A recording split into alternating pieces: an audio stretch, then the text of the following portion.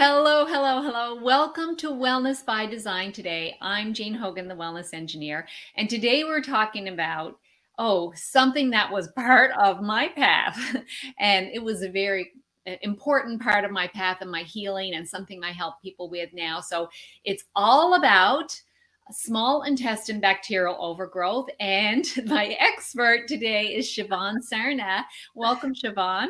Hi, Jane. It's so good to see you. And I'm so thrilled our paths crossed back in 2017.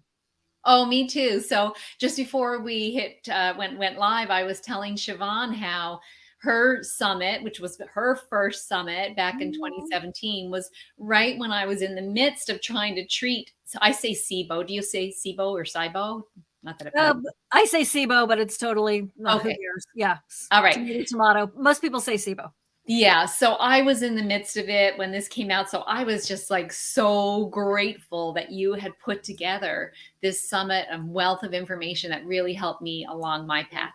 So you let's dive in because you told me that you were a shopping channel host for a number of years. Yes, And I'm still then on air.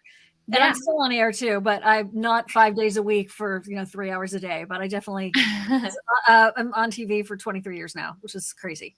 Right. So let's hear a little bit about what took you from the shopping channel to SIBO.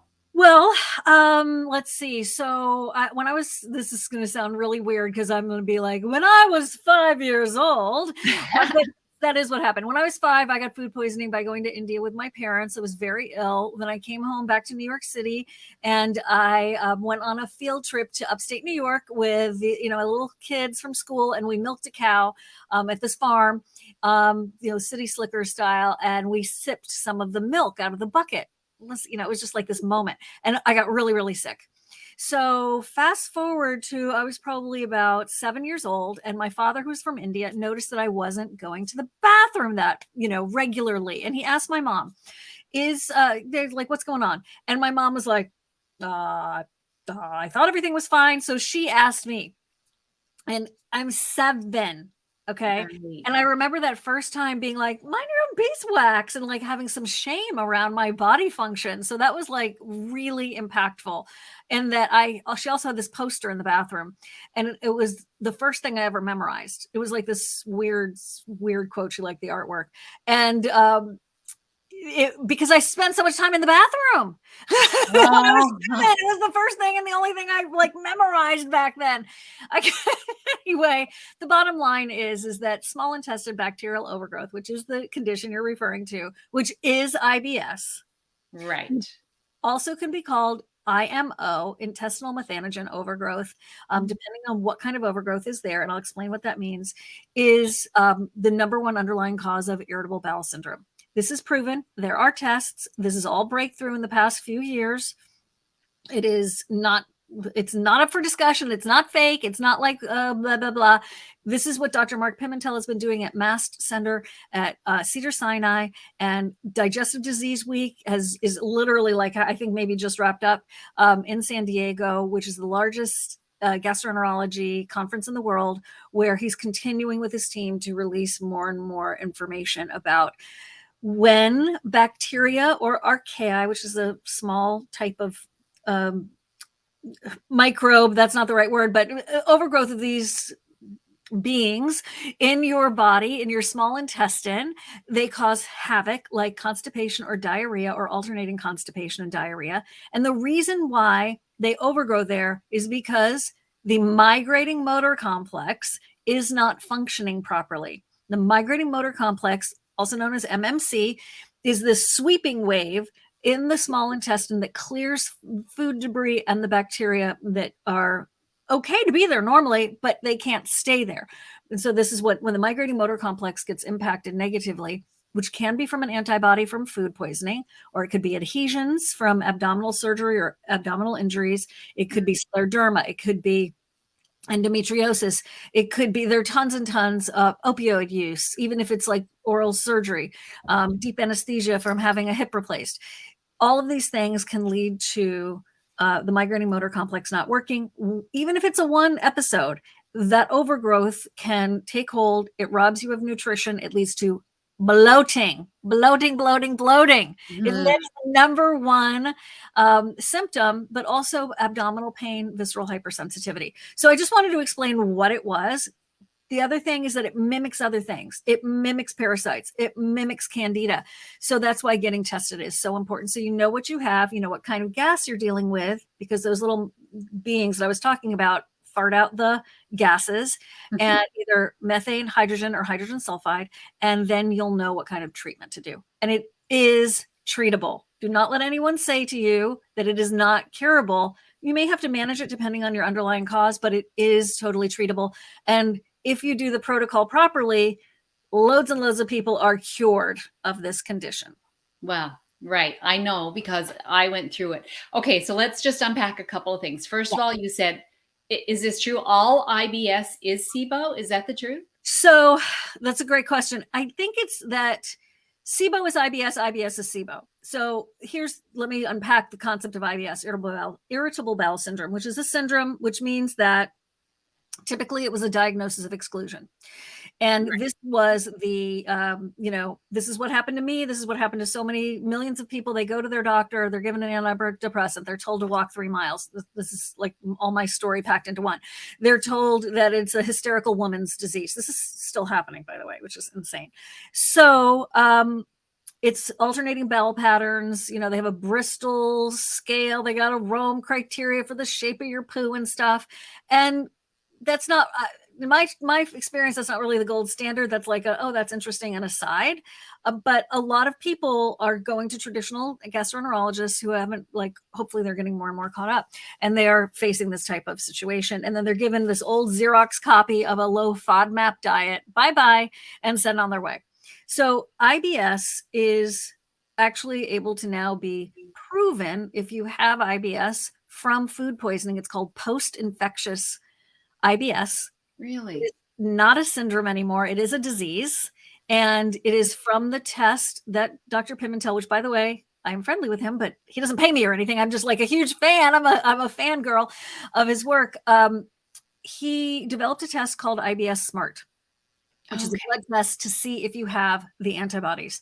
And that can help you to figure out your underlying cause, because SIBO and IMO are caused by something else, but they have their own symptoms and ramifications. So you want to get to your underlying cause, but at the very least, you want to get rid of the SIBO, which can be done in many, many cases. In many cases where people don't think it can be done, it can be done. But it's kind of treacherous in that there are a lot of places where people can misstep or fall into the world of relapse because they haven't done something called a prokinetic.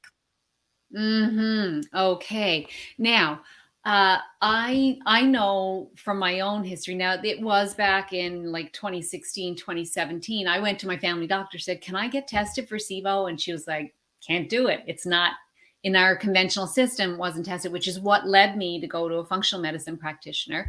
And the test, I'm assuming the test is still the breath test. Is that correct? It is still the breath test. It is definitely more mainstream now. That is absolutely available. There are, codes for it. Medicare pays for it sometimes. So this is now much more mainstream. Dr. Pimentel has absolutely validated the test.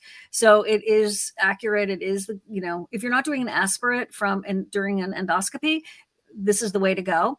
We love aerodiagnostic labs with Gary Stapleton, Quintron equipment. Also, Dr. Pimentel has his own labs, Gemelli Lab, and he has a different test, which is called Trio Smart, which is the only test at this time that tests for hydrogen sulfide, and methane.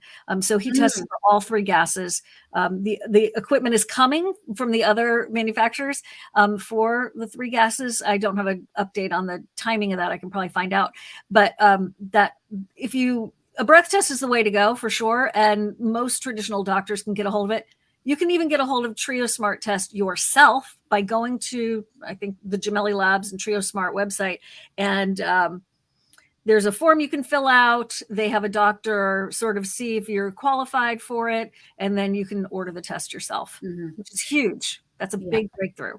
It's such a simple at-home test. Like literally you're breathing into tubes. Like it's You have to fast for 12 hours before, and then the yes. previous 12 hours, you have to do a really limited diet. But Yeah. they want to see exactly what's going on with the gas producers in the small intestine. But Yeah. if you have any of those symptoms, bloating, constipation, alternating constipation, diarrhea, you don't know why, it came out of nowhere, or it's always been this way and you're over it, you suspect SIBO, then definitely get tested, because it's good to know. It's also good to eliminate it if that's not what it is, because all those symptoms can be a symptom of something more serious, including ovarian cancer. Wow. And there's other, like, I know there's other symptoms as well, because I did not have the gastro symptoms that are typical. Oh, wow. I had the joint pain and the brain fog and some bloating as it got worse, but like I wouldn't have said that I was bloated, and I certainly didn't have the other one. So, but I know that that's a little bit of a rare case. I was just trying to rule it out, and it turned out that I actually had a severe case, which was kind of weird to not have the severe symptoms to go with it. So let's talk about, we talked a little bit about the testing. Let's talk about the treatment. So, Jane, before we move on, I wanted to say something about what you just said. So the gas levels, once you do get the test, do not always correlate with the severity of symptoms. Oh, and that makes sense then. That does happen sometimes. And then conversely, you could be really low and borderline and have very severe symptoms. So they're outliers, but that does happen. So I just wanted to mention that. The other thing about treatment is, what kind of was really weird for me when I first got my first round of treatment is that I thought I was going to I was like so excited, right? Oh man, I found out I have SIBO, which is weird to get relief from having a diagnosis. So that's a weird feeling. We all know that if anyone's had a chronic condition. And then I was given antibiotics, and at first I was scared of them, but then I did my research and found out that this is rifaximin, also known as Xifaxan. It's a drug that stays in the small intestine. It is the one that is given for traveler's diarrhea, and it does actually some pretty miraculous things, helps to clear the liver. It's now being used for fatty liver. But I was given this drug, and I thought, oh, I'll be well. Years of suffering. I'm going to take this drug, and in 2 weeks, that's going to be it. I'm going to be well. That is not what happened. In this particular condition, you can sometimes have to do multiple rounds depending on how high your gas levels are. So you have to get out of the thought pattern that all antibiotics are bad unless they're there to save your life. And not all of them destroy your whole microbiome. Fascinating. And then also doing multiple rounds and getting retested if possible after each treatment. So you can see how far you have to go. You can see if the treatment worked, because there are actually 3 major types of treatment for small intestine bacterial overgrowth, and which is cool because then you can rotate them if you need to. And some of it is pretty DIY. We always suggest working with a practitioner. It's complicated. You need help, but a lot of it can be done DIY with guidance. Yeah. Yes. Yeah. So the 3 treatments are antibiotic, the targeted antibiotic, not just, a widespread one, but targeted for the small intestine. And then herbal antimicrobials, right? Do you want to give some examples of those? Let me throw in the elemental diet just so we have our outline. So those are the 3. I want to start with the elemental diet because it's actually the least known and the most effective. Okay. The elemental diet is a liquid amino acid diet, and it is notorious for not being tasty. Yeah. Only this liquid for about 14 to 17 days. Okay. And then you retest to see how well you've done. A couple of things. They have now new formulations that actually taste much better. Dr. Michael Ruscio, Integrative Therapeutics. There are a couple more, which is really great. And it's weird because you're doing a liquid diet. That's the hard part. That's all you're doing. But the elements of it are the amino acids, and they are the building blocks. And you have to use some glucose type material if you make it yourself, because Dr. Allison Seebecker also made a homemade recipe. You can find it at siboinfo.com. And the concern is, am I going to lose weight? Okay, for people who are underweight. Yeah. If you are doing enough calories, okay, so if you're doing enough servings, this is a myth that happens a lot. If you're doing enough servings, you should be fine. However, so I have people in my Facebook group, SIBO SOS community. They're like, hey, I don't want to do the elemental diet. I don't want to lose any more weight, because being underweight is a problem for people with SIBO. It also can be overweight, but underweight people don't get talked about enough. And so, right, if you do the proper amount, you should be taking enough calories. Theoretically, you shouldn't lose weight. Also, there are people who gain weight from doing it because they're actually absorbing nutrition finally. So the elemental diet is the most effective. It starves the bacteria overgrowth, and it's also the toughest. So I just wanted to say that first. Okay. Yeah. Thank you. Yeah, I mean, because it's a underdog. People, I can understand people don't want to do it, but it's so effective. You could also use a serving of the elemental diet as a great gut reset for the day, a great way to rest your digestion by still getting that nutrition, like not having to put your whole body through the very complicated and exhaustive process that is digestion. Okay. So then there is antibiotics, which are the rifaximin and neomycin for the combined for the methanogen overgrowth. And that's the constipation style. That's the overgrowth of the archaea. And it's when you put those two together and you do it for 2 weeks, that has or you can do metronidazole instead of neomycin. I'm oversimplifying this, but that's the gist. And then you could also do herbal antibiotics, and the herbals show about the same efficacy, but that's done over a month instead of 2 weeks. And some of those could be oregano oil. Not like, it's easy to go like grapefruit seed extract and silver. They haven't really been studied.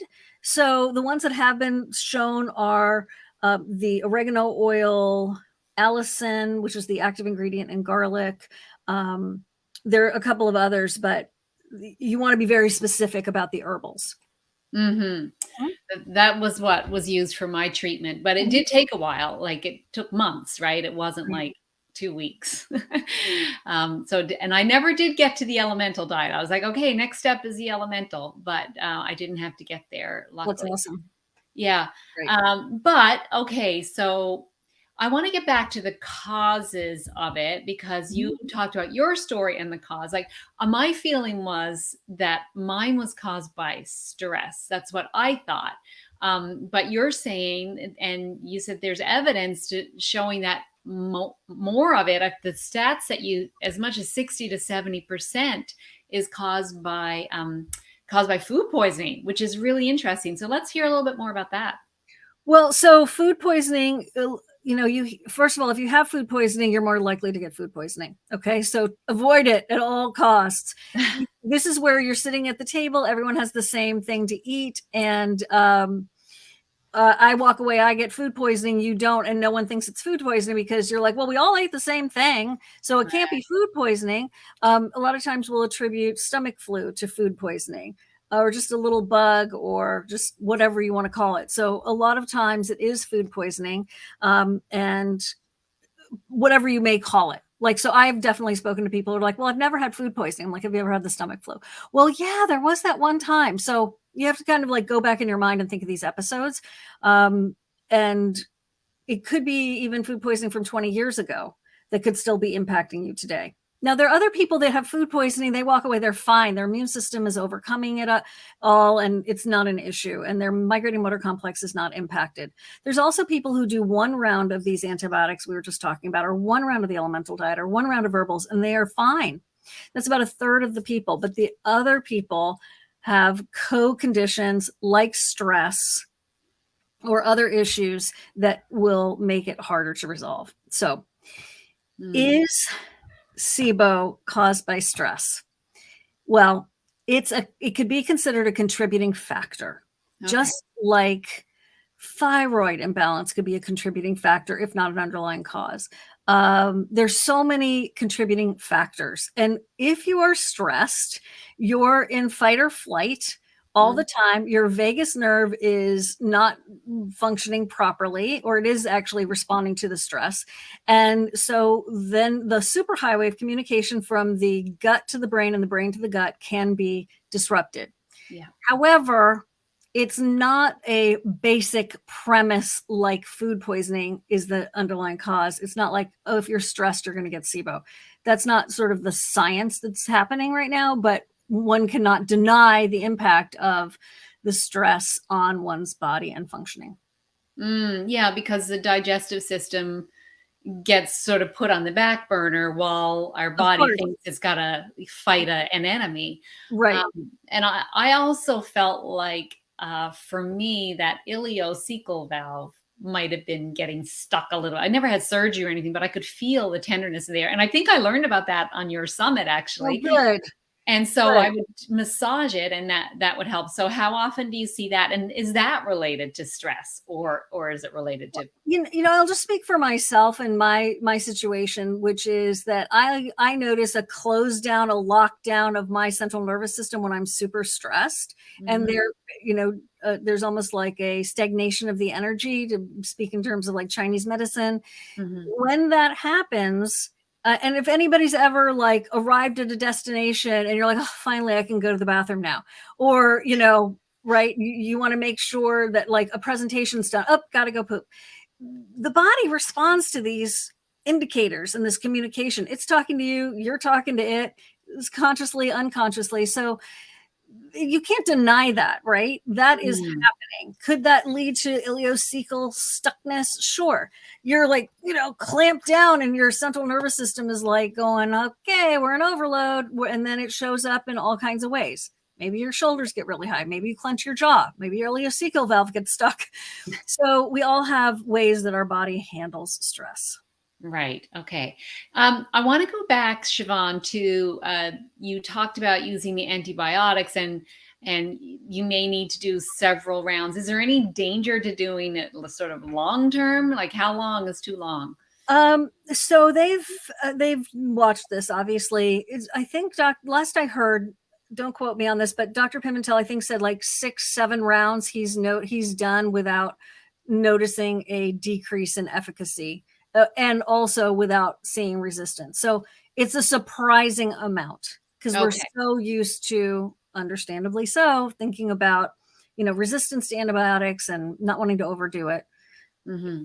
So you have to use your wisdom, but also there's a lot of anxiety that comes from SIBO. People with SIBO tend to be more anxious, Yeah. and you can fall into what I call SIBO panic, which is overthinking everything, Mm. being paralyzed, not wanting to take the next step because you don't want to feel ill because it triggers something, which I can totally appreciate. But action does need to be taken in order to resolve this condition. It is not something that typically goes away on its own. Mm. And how common is reoccurrence with SIBO? So it totally depends on why you have it to begin with, Yeah. um, and that underlying cause. It is known to relapse. It's very common. However, that's why someone should do a prokinetic after treatment. And a prokinetic is something that stimulates and is like a conductor for the symphony that is the digestive system, the migrating motor complex. And that could be ginger. It could be something called Modal Pro. There's a prescription called Motegrity. There you go. Let's talk Iberogast. What do you love about Iberogast?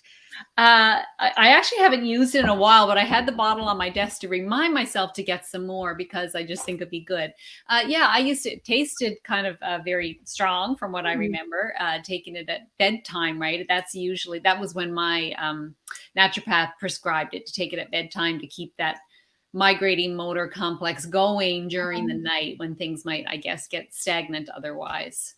What do you suggest about that? Iberogast is great. It can actually help with diarrhea or constipation, with nausea. It's like a miracle drug, a miracle formulation. It's not to be taken if you're on opioids, and you can take it with meals as well. Oh, So feel free to be generous with yourself with it. I don't like the taste personally, but it really does the trick. And if you're not a super taster like I am, I mean, it's just a strong herbal, sort of alcoholish-y tasting thing. But it's been around for so long because it's incredibly effective. And people can just buy that themselves, right? Order it Mhm. on On Amazon or Amazon. Sometimes it doesn't come from the United States, and it has um, um, like Russian writing on it. I've okay. had people say that lately, and it's fine. So Okay. far, I mean, it's been fine for people who've gotten it. Okay. All right. It's great. All right. I know we're Oh my you've got a gosh, that hard. was fast. I know time goes so fast. Okay, let's talk a little bit about you're into all kinds of health things. Like I know I you've am. got another summit coming up, which is the Lymphatic Rescue Summit. And so that might people might think, what's that got to do with SIBO? But you're kind of like putting your hands into all these different areas of health. So Well, what tell us about that? Jane, if you came to my first summit in 2017, since then I've done the Microbiome and Gut Rescue Summit, the Dental Health Connection Summit, the IBS and SIBO SOS Summit, the Lymphatic Rescue Summit, the Liver and Gallbladder Rescue Summit. So my company's actually called Chronic Condition Rescue because I had a bunch of stuff wrong with me and I wanted to dive into it. And the Lymphatic Summit was inspired by my mother who passed away from the chemo from lymphoma back in 97. So when she told me she had lymphoma, I'll never forget. I was like, wait a minute, what? What? Do you have a sore throat? I was very naive and no one really knew anything about it because like we think about lymph nodes and you have a sore throat, like that was the extent of it. So fast forward to today, over 100,000 people have attended the Lymphatic Rescue Summit so far, and it is a beautiful body of work with people from different areas of expertise about your immune system and the lymphatic system.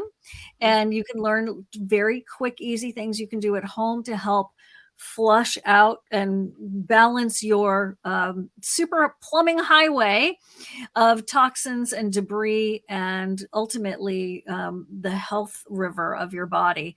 Blood has the pump of the heart. The lymphatic system does not have a pump. You need to move it. And we talk about tons of ideas. And it's, by the way, if you want to look good, make sure your lymphatic system is in good shape because that is a beauty secret for sure. Okay, what's the dates of that summit? That is mid-June for a week. It is free. And let's see.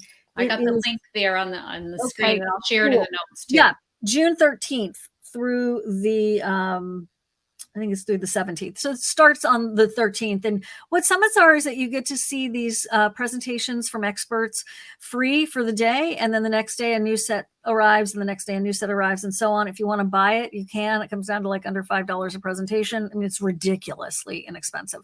You don't have to buy it though. You can go on in and get all kinds of free information and really get educated.